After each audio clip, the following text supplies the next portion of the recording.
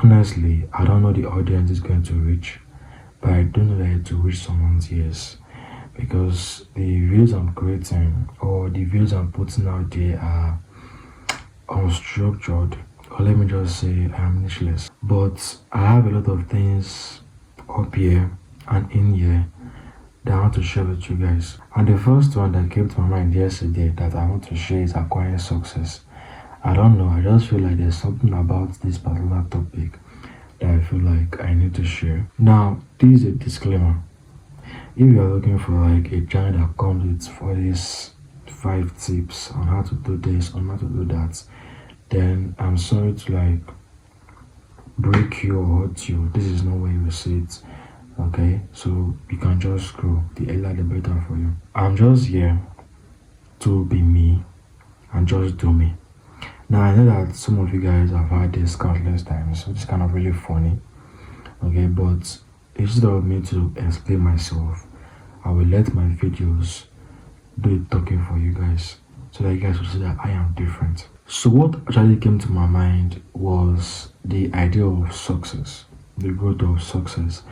And seeing this, I kind of feel pity for upcoming entrepreneurs if they're able to attain some certain level of things that I'll mention later down the video. We are all covered with a lot of online success, some of which are true, while some are not true. I don't really know.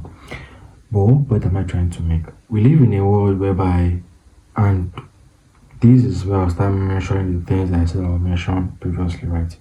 We live in a world whereby we have a lot of successful people that we look up to. But the issue with those who are successful and we that are not really that successful is that we look at the success that they have now and we now then start measuring our own success or our own accomplishments based on the things that they have now. In fact, I feel like most of you guys' goals are based off someone else's current success.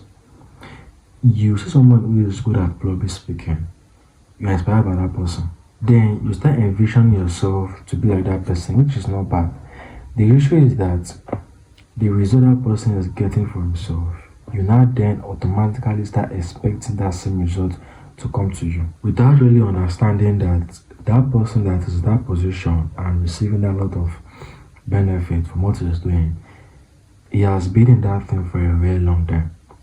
He has worked really hard to get to where he is. And this is the main reason why most people or most young entrepreneurs tend to give up early. And I don't really blame them because if you see the work that is required to put in, it's only a few that will be able to push while some just tend to break. And it's like very, very discouraging because what you actually want is not the work behind the success. Or let me just say, what you're actually after is not the work behind the success. What you're actually after is more of the fame, the prestige, the audience, all the things that comes after the work. That is what you want. And most of the times you don't, let's say, you are not unconsciously or let's say you're not consciously aware of this. It's more of an unconscious state. And it's not just you. Even with myself, I have decided to want to have 1,000 subscribers on my YouTube channel. And I want to be like some certain people that I tend to look up to on YouTube, okay? But when I look at these certain people that I look up to, and I look how long it took them to go from where they are to where, I'm just say to where they are now, I feel a little bit of discomfort. Because come to think of it, that particular mentor that you're looking out to that you say you want to be like, if that particular mentor was in his grinding stage, in his hustling stage, would you say you want to be like that your mentor? Of course not. And this is the reason why I said that what some of you guys are actually after is the byproduct of the work, not the work itself. And that's what motivates you. Then you're now going to a particular skill set, trying to achieve that particular byproduct that you're motivated by, not actually focusing on the work itself. And I'm not saying that that particular byproduct that you're chasing after or you're looking forward to cannot be your motivation. But the thing is, if disaster or a setback tends to hit you and you don't have a solid why, or let me just say, you don't have a reason to why you're doing what you're doing, you're likely to crumble because then your discipline and motivation is coming from the byproduct itself, not in falling in love with the process. I'm not saying this to make you scared in any type of way. I'm only just here to remind you of what is it you should focus on. So it won't be really easy for upcoming entrepreneurs because they'll be surrounded with a lot of success of other people. And if not careful, they can lose touch to reality. That they keep chasing something that is unknown to them. And I feel like this is the main reason why some people are unable to get the things they want out of life. Because they are busy chasing something or pursuing something that was sold to them on the internet by some guru. Okay. And when they're not getting the results that that guru is getting or that person on the video is getting, they tend to drop it and go for that next glamorous thing that they can do. And most people, it's kind of really funny, and most people tend to mistake this to finding your purpose. Like, how would you be able to be finding your purpose on an Instagram reel? And this is the same reason why some people tend to feel out of place in life.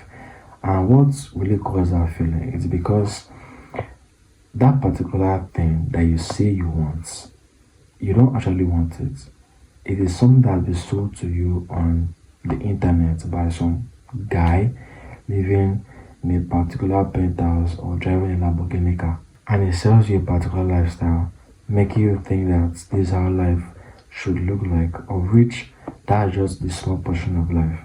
Honestly, right, I feel like in the next coming years or in the coming years, I think this will only get worse. And I don't think it's in my power to change anything. I don't have that power. I'm only here to let you know what is it you should do and be aware of what is going on. Because here is what I found out.